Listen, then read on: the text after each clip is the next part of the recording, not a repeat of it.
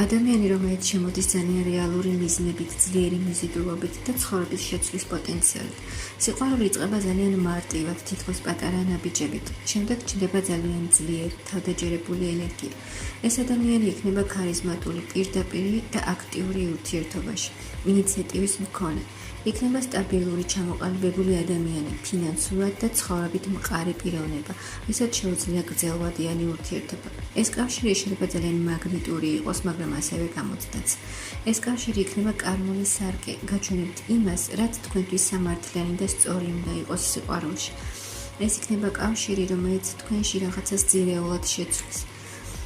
ეს არის კავშირი, რომელიც იქნება ერთდროულად ძალიან სტაბილური და ძალიან ინტენსიური, მაგრამ აუცილებლად მოითხოვს გაცნობიერებულ არჩევანს.